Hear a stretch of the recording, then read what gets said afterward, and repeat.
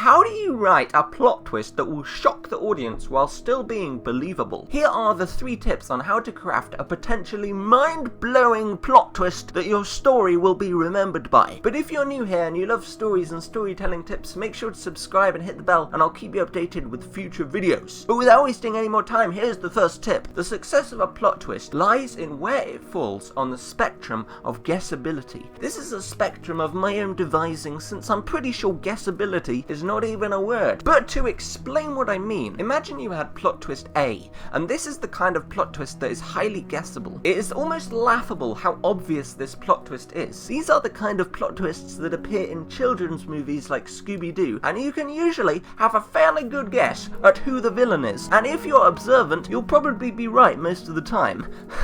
This kind of plot twist would fall at a highly guessable end of the spectrum. On the other side of the spectrum are plot twists that are absolutely impossible to see coming. These leave the audience absolutely no clues about who the real murderer is or the villain is, and the plot twist seemingly comes out of the blue. There's absolutely no clues that even suggest that the plot twist was coming. Now, many stories can fall into either of the 2 categories, and some stories hit it bang in the middle, and there's nothing wrong with that because it's all about understanding your audience. Because if your audience is children, then you probably want to make it much more guessable, but if your audience is adults, then you should probably make it less guessable. The concept behind this is that the audience like to work for their meal. They like to be stretched just to the limit of their abilities, and that is why you enjoy reading books and watching films that are at your level, and more childish books seem cringy and, well, childish, while books that are beyond your current scope of intelligence seem confusing and dull. However, in general, I do think it's best to avoid plot twists that are totally at one end of the spectrum or another. It is possible to make it too obvious so that it is no longer really a plot twist, it is more just of an inevitability. However, if it's so random and out of the blue that not even Steven Spielberg could guess it, then you should probably make it more guessable. In the description are a list of books that probably strike a very good balance between guessability and unexpectedness